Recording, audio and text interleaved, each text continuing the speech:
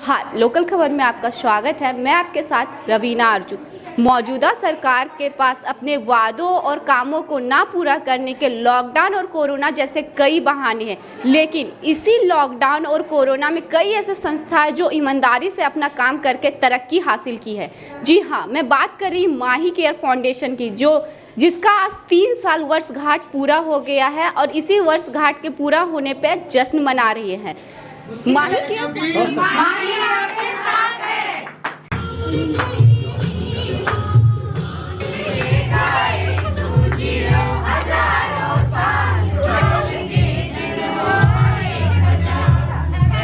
तारीख का जो दिन है वह दिन और उसके लगभग 7 दिन पहले 21 तारीख को तो ओपनिंग हुआ था, लेकिन आपको सुन के आश्चर्य होगा कि इसका ओपनिंग कोई 5 स्टार होटल या किसी ऑफिस या किसी हॉस्पिटल में नहीं हुआ था, यह रोड पर चलते चलते हुआ था।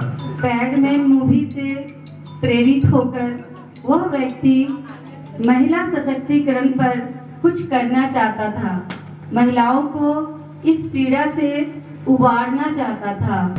झारखंड में रहने वाली 3 महिला से सर ने बात किया और उस व्यक्ति ने अपने पूरे प्रोजेक्ट को उन लोगों के सामने रखा। इस तरह करके हर छोटे छोटे जगहों पे, बड़े बड़े जिले में माही केयर ने अपनी पहुंच बनाई। आइए हम बात करेंगे माही केयर फाउंडेशन के फाउंडर आशीष दीक्षित जी से।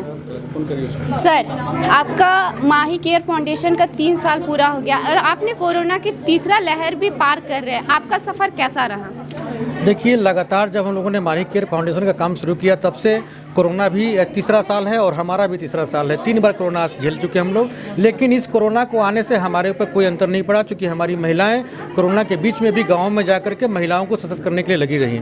सैनिटरी पैड एक ऐसा माध्यम है कि ये एसेंशियल चीज़ है और उससे कोरोना पर कोई असर नहीं पड़ने वाला है। हमारी महिलाएं गाँव घर में जा करके लोगों को जागरूक कर रही हैं और उन्हें इस बात के लिए तैयार कर रही हैं कि आप केवल सैनिटरी पैड यूज ही नहीं कीजिए, आप इसके यूज करने से आप सशक्त भी होंगी, आपको एक इनकम का जरिया भी माही केयर फाउंडेशन दे रहा है। और आज तीसरे साल हम कहना चाहेंगे अपनी महिलाओं से कि आप निरंतर इसी तरह से काम करते रहें। आने वाले समय में झारखंड की 1 करोड़ महिलाएं माही केयर की मेंबर होंगी और सशक्त होंगी, अपने पैरों पर खड़ी नजर आएंगी।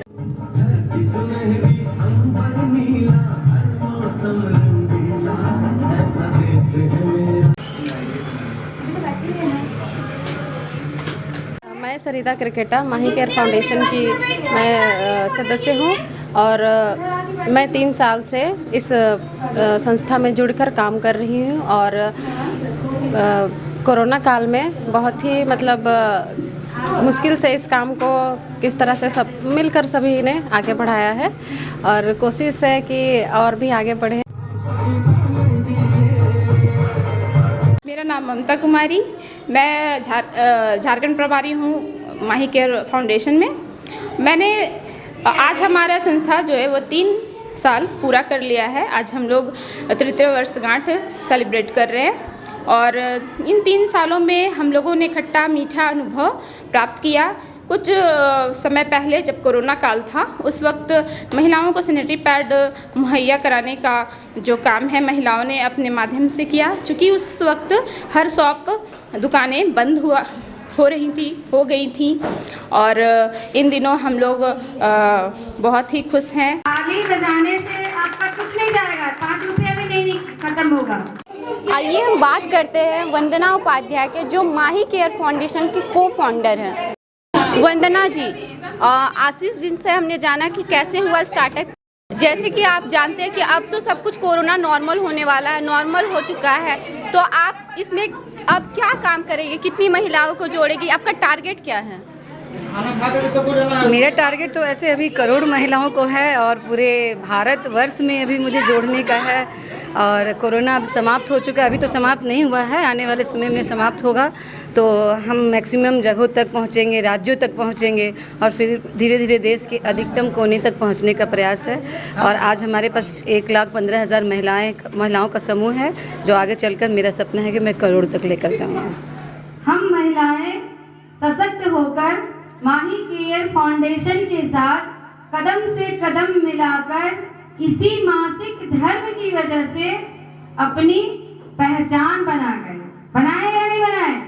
जिंदगी में मुश्किलें आती जाती रहती है, ऐसे में हम लोग को अपना काम करना नहीं छोड़ना चाहिए और अपने मुकाम को हासिल करना चाहिए। ऐसे ही काम करते करते माही केयर फाउंडेशन अपने में एक मिसाल बना है। बाकी अपडेट्स को देखने के लिए देखते रहिए लोकल खबर और हमारे चैनल को सब्सक्राइब करना और शेयर करना ना भूलें।